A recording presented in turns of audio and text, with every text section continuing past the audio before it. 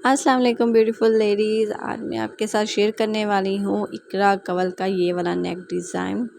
تو اس کے لیے میں نے ایک اورگنزا کا پیس لے لیا ہے جو کہ میرے پاس فارغ اور فالتو پڑا تھا، اور جو میں نے ایک دوپٹہ بنایا تھا اس میں سے بچا ہے یہ کپڑا، اس کو ہم یوز کریں گے۔ اس دوپٹے کی ویڈیو کا لنک بھی میں ڈسکرپشن میں ایڈ کر دوں گی۔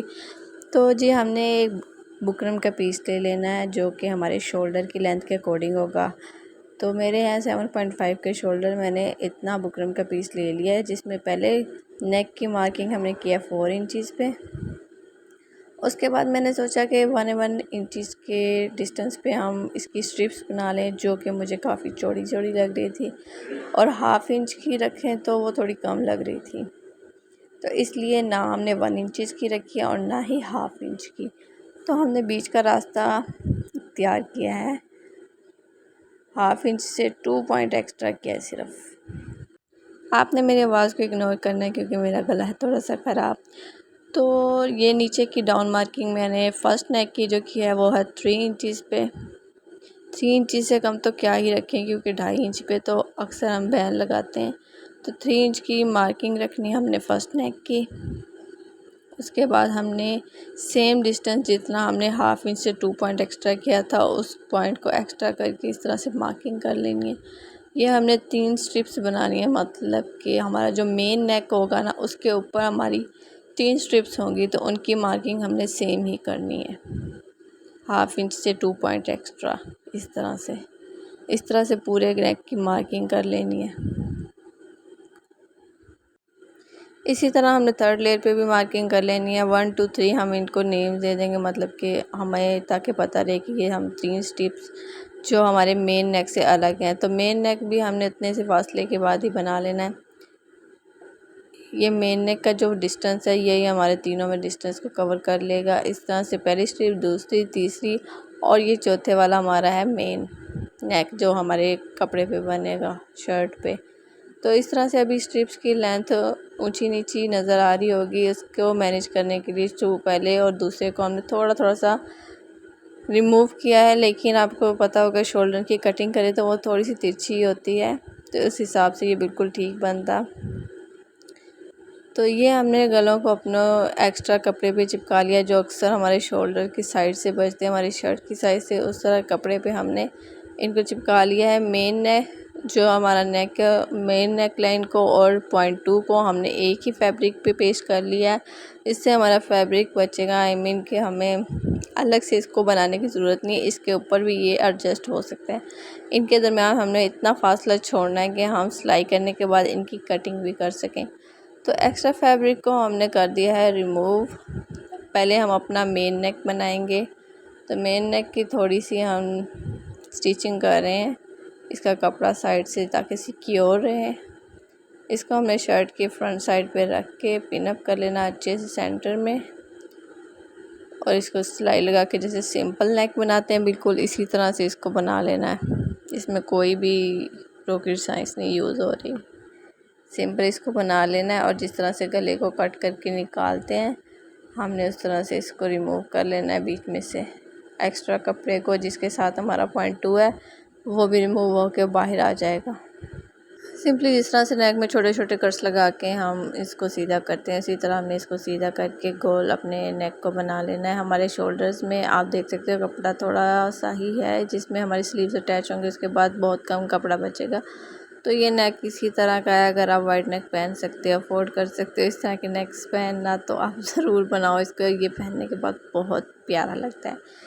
ٹھیک ہے، تو اس کے سلائز میں نے اس طرح لگا لی ہیں، میں نے آپ کو بیک سائڈ سے دکھا دیا ہے، مطلب بکرم کے دونوں سائڈز پہ ہم نے سلائی لگا لینی ہے، اور ایکسٹرا فیبرک کو ہم نے اس میں سے بھی ریموو کر دینا ہے، اور جو ریموو کرنے کے بعد ہمارے پاس یہ کپڑا ہے، اس کپڑے میں بھی چھوٹے چھوٹے کٹس لگا لینے ہیں جیسے ہم نے مین نیک لائن کے ساتھ کیا ہے۔ تو یہ تینوں سٹرپس ہماری اس طرح سے بن کے ریڈی ہو رہی ہیں، دکھائی دے رہا ہوگا آپ کو کہ چھوٹے چھوٹے کٹس میں نے اوپر بھی لگا لیا اور نیچے بھی لگا لیا احتیاطاً تاکہ یہ اچھے سے سیدھی ہو پائے۔ اور ہم نے اس طرح کوئی چیز لے لینی ہے نوک والی یا اس سے جو کم پتلی ہو، جس میں سے یہ سیدھا ہو جائے، جس طرح سے پائپنگ والی ڈوری کو سیدھا کیا جاتا ہے نا، اسی طرح سے ہم نے ان نیک لائنز کو بھی سیدھا کر لینا ہے۔ یہ اس میں نے ہارڈ بکرم یوز کی ہے، مردانہ جو جے پی جو نیک اور بینڈز وغیرہ میں یوز ہوتی ہے نا، اسے میں نے یوز کیا ہے، تو اس وجہ سے اسے تھوڑا سا ٹرکی ہے سیدھا کرنا، لیکن یہی آپ یوز کرنا، دوسرا والا بکرم آپ سیدھا کرو گے اتر جائے گا۔ تو یہاں پہ ہم نے مارکنگ کر لینی ہے ان ساری اسٹرپس کو ایک ساتھ رکھ کے کہ ہماری سٹیچنگ کہاں پہ آئے گی۔ یہ ہماری سٹیچنگ کی مارکنگ ہے، اس طرح سے ان کو اٹیچ کر کے ہم نے سٹیچنگ کی مارکنگ لگا لی ہے۔ اس کے بعد سٹیچنگ کرنا تھوڑا آسان ہو جاتا ہے، مطلب یہ جہاں مرضی ہل ڈل رہی ہوں، ہم نے صرف اپنے مارک کے اوپر سلائی لگانی ہے اس طرح سے۔ اس سے ہمارا گلا نا آسانی سے بن جائے گا، ساری اسٹرپ بھی ایک ساتھ اٹیچ ہو جائیں گی اور نیک کے ساتھ بھی اٹیچ ہو جائیں گی۔ تو ایکسٹرا اس طرح سے ہماری شیپ بن گئی ہے۔ اب آپ کو سمجھ آ رہا ہوگا کہ یہ کس طرح سے کام کر رہا ہے۔ یہ تھوڑا سا ترچھا سا آپ کو فیل ہو رہا ہوگا، ہمارا اصل میں جو آگے کا فیبرک ہوتا ہے وہ تھوڑا اسی طرح سے ہوتا ہے۔ تو ہم نے ان کو اٹیچ کر لینا ہے اپنی بیک سائڈ سے، بیک سائڈ کے شولڈرز کے ساتھ اٹیچ کر لینا ہے۔ اس کے بعد ہم اس کا پچھلا گلا بنائیں گے جیسے سمپل نارمل کرتیز میں بنتا ہے۔ مطلب مین سمجھنے والی چیز صرف اتنی ہی تھی۔ اس کے بعد ایک چیز اور ہے کہ ہماری نیک، مطلب کہ ہمارا سر اس میں آتا ہے کہ نہیں، ہم نے بیک سائڈ کا جو نیک ہے نا وہ اس کے اکارڈنگ کٹنگ کرنا ہے۔ میرا تو نارمل سی کٹنگ کے بعد ہی سر مطلب کہ اس میں آ چکا تھا۔ ایک دفعہ آپ کو پہن کے دیکھنا پڑے گا کہ آپ کا سر اس میں آتا ہے یا نہیں، تو آپ اس کو پیچھے والے اپنے نیک کو تھوڑا ڈیپ کر سکتے ہو۔ جی یہ فلاورس میں نے اس طرح سے بنا لیے ہیں جس طرح سے اقرا کول کے نیک پہ لگے ہوئے تھے۔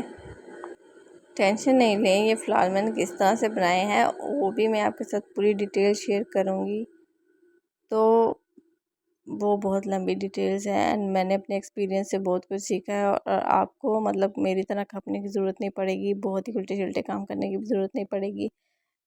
آپ نے اس سے آگے جو ویڈیو وہ لازمی دیکھنی ہے، ٹھیک ہے۔ بچے ہوئے بکرم پہ میں نے فلاور ڈرا کیا، تسلی سے آپ نے کوئی اچھا سا فلاور ڈرا کرنا ہے، مطلب 2 سائز کے فلاور ڈرا کر لینے، ایک بڑا اور ایک چھوٹا۔ اب ان کی اچھے سے کٹنگ کر لینی، ان کو ہم نے یوز کرنا ہے لیکن اس طرح سے بالکل یوز نہیں کرنا۔ پہلے میں نے ان کو ڈرا کیا ایک اس آرگنزا کے پیس پہ اور ان پہ سٹیچنگ لگانا شروع کیا، جو کہ بالکل بھی اچھا رزلٹ نہیں آیا، بہت ہی عجیب طرح کے سٹارز بن رہے تھے۔ اب سمجھو سٹار فش بن رہی تھی، فلاورز تو بن ہی نہیں رہے تھے۔ تو اس طرح کا کام ہم نے نہیں کرنا۔ میں نے پہلے سمپل آرگنزا پہ یہ ٹرائی کیا، پہلے میں نے موٹے تھریڈ سے ٹرائی کیا، پھر میں نے سمپل والے سے ٹرائی کیا، پھر میں نے وائٹ ٹرائی کیوں کیا یہ سوچ کے میں نے بالکل سیم کلر کا ٹرائی کیا، اور اس کے بعد بھی یہ رزلٹ ہے، آئی مین اتنا برا۔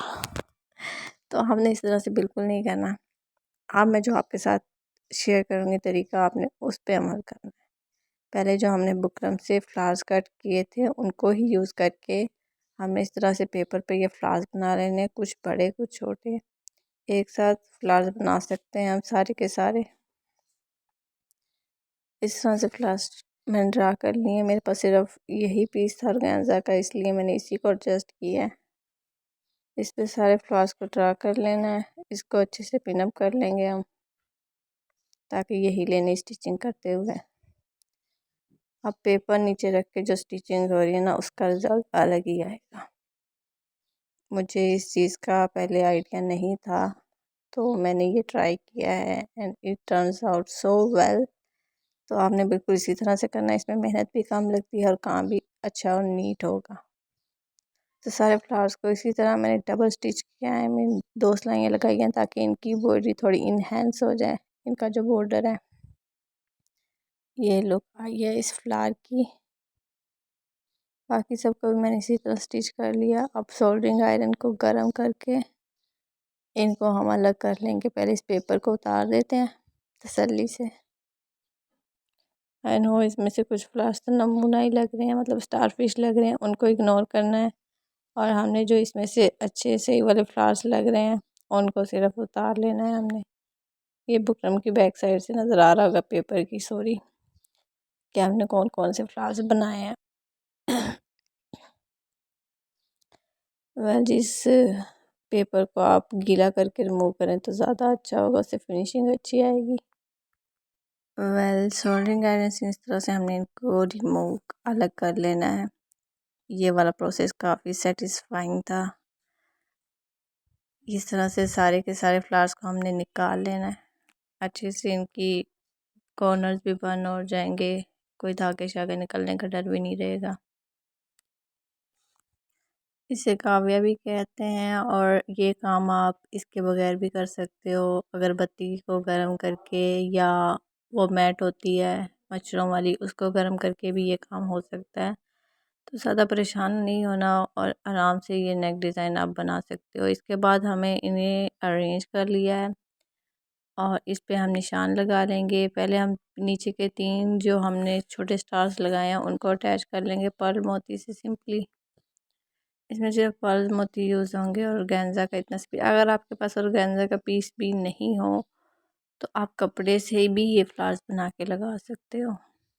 آئی تھنک وہ زیادہ ایزی ہوگا۔ اس کے نیچے آپ فیبرک لگا کے موٹا والا، یا پھر آپ اس کے نیچے بکرم لگا کے اس کے اوپر سٹیچنگز لگا کے اسی طرح سے انہینس کر کے ان کے بارڈرز کو وہ بھی اٹیچ کر سکتے ہیں۔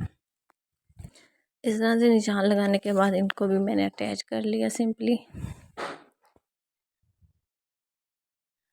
سارے پرلز کو اچھے سے لگا لینا ٹائٹ کر کے۔ اس کے بعد اس کے کارنرز کو بھی جو تھوڑے بہت اٹھے ہوں گے ان کو بھی ہم ان پٹیوں کے اوپر ہی اٹیچ کر دیں گے، تو اس طرح سے اس کی لک بنتی ہے۔ یہ آلموسٹ سیم ٹو سیم بالکل اقرا کی طرح ہی بنا ہے، اقرا کمل نے جس طرح کا بنا تھا، اور وہ ڈریس اس کا نواز فیبرکس کا تھا۔ تو جی آپ کو یہ نیک ڈیزائن کیسا لگا کمنٹ کر کے ضرور بتائیے گا۔ باقی ویڈیو کو شیئر کر سکتے ہیں آپ اپنے فرینڈس کے ساتھ، فیملی کے ساتھ، اور لائک ضرور کریے گا ویڈیو کو تھوڑی سی بھی اچھی لگی ہو تو۔ اور اس ٹو برتھڈے کی اگر آپ ویڈیو دیکھنا چاہیں تو اس کا لنک میں ڈسکرپشن میں ایڈ کر دوں گی۔ یہ میں نے الگ سے بنایا تھا، یہ بھی بہت خوبصورت لگتا ہے۔ آئی تھنک یہ درمیان کی اسٹرپس 1/2 انچز کی بھی ہو سکتی ہیں، بس اس میں کلر کا اور فیبرک کا اور سوٹ کا ڈفرینس ہے، ادروائز نیک بالکل سیم اسی طرح سے بنا ہے۔ میں امید کرتی ہوں آپ بھی اس نیک ڈیزائن کو ضرور ٹرائی کریں گے، اور انسٹاگرام پہ میرے ساتھ پکچر ضرور شیئر کیجیے گا۔ Thank you for watching. اللہ حافظ۔